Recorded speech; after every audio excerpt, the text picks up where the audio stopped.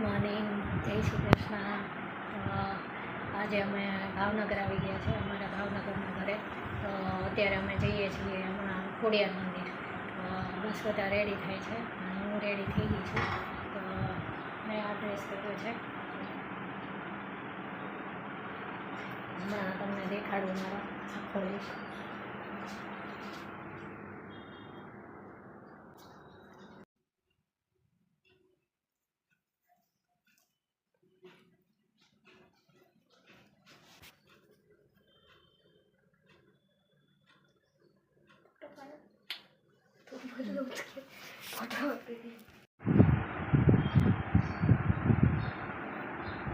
તો આ પછી અમારા ભાવનગરનું ઘર છે. હું અંદરથી નથી બતાડતી કારણ કે અંદર કામ કરવા બેન ને એ લોકો આવ્યા છે ને, તો એને થોડુંક અનકમ્ફર્ટેબલ લાગે, એટલે તો બહારથી આવી રીતનું છે અમારું ઘર.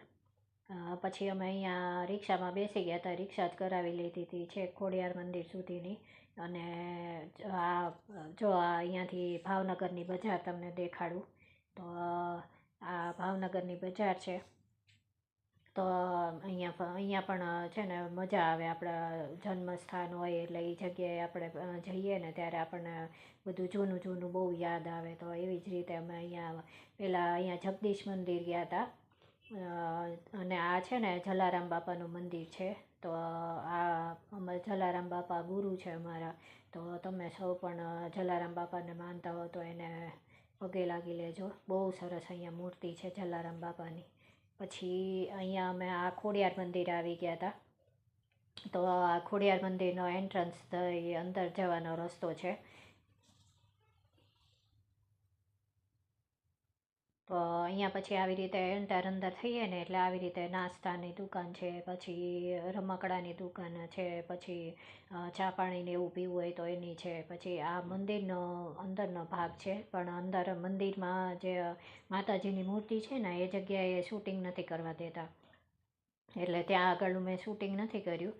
તો પછી અમારે બહુ સરસ દર્શન થયા હતા. કેટલા વખતથી અમારી ઈચ્છા હતી ને. પછી આ મંદિરની બાજુમાં આવી રીતે કુંડ આવેલો છે, અને આ કુંડ બહુ જૂનો કુંડ છે અને બહુ બધા પવિત્ર માને છે આ કુંડને. તો આ કુંડમાં અંદર પગ બોળી અને તમે જે તમારી ઈચ્છા હોય ને એ પૂરી કરી શકો છો. તો અહીંયા બહુ બધા કાચબા હતા, તો એનો મેં ફોટો લીધો. તો જો કેટલા બધા કાચબા છે. તો બધા છે ને એમ માને છે કે આ કુંડમાંથી જ ખોડિયારમાં પ્રગટ થયા હતા એમ. એટલે બહુ સરસ પછી મંદિર છે. અને આ બાજુ જો બહાર બધું આવી રીતે પર્સ ને પછી ઇમિટેશન જ્વેલરી મળે છે. પછી નાના બાળકો માટે તમારે રમકડાને એવું જોતું હોય તો મળે. પછી પ્રસાદ ને એવું મળે, એ બધું છે.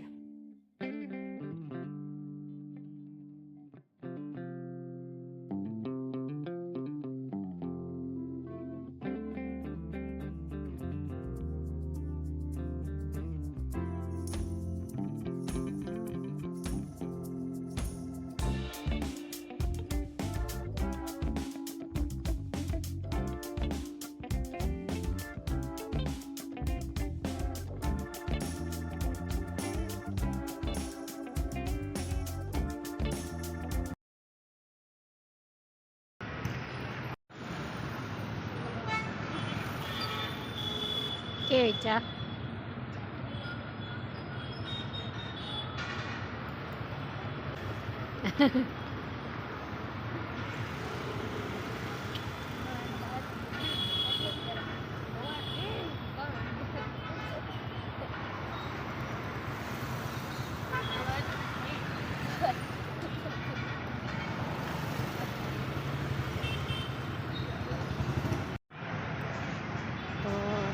આ એરિયામાં એટલી બધી અહીંયા હોટેલ છે ને પછી રેસ્ટોરન્ટ ને એવું બધું છે અહીંયા બધું બધી બાજુ.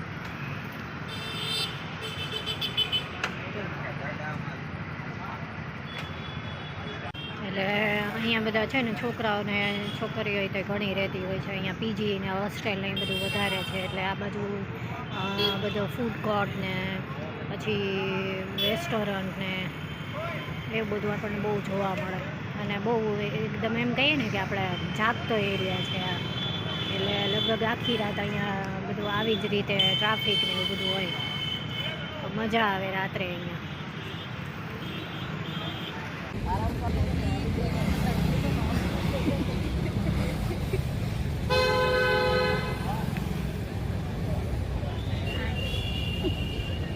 કેવી છે ચા?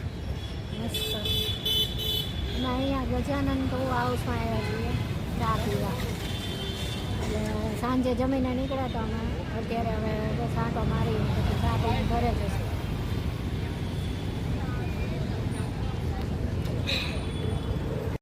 તમને આ મારો નાનકડો બ્લોગ કેવો લાગ્યો મને જરૂરથી કહેજો, અને જો પસંદ આવે તો એક લાઈક આપી દેજો. અને મને ખબર છે કે આ સાવ નાનો એવો બ્લોગ છે, કારણ કે અમે છે ને બહારગામ ગયા હતા ને, તો આવીને પછી થોડીક તબિયતમાં મજા નહોતી, એટલે બહુ ઝાઝું શૂટ નથી થયું. તો હવે હું એક નહીં, અને જો આ પસંદ આવ્યો હોય તો એને એક લાઈક આપી દેજો, અને મારી ચેનલને સબસ્ક્રાઈબ કરજો. Thank you. જય શ્રી કૃષ્ણ.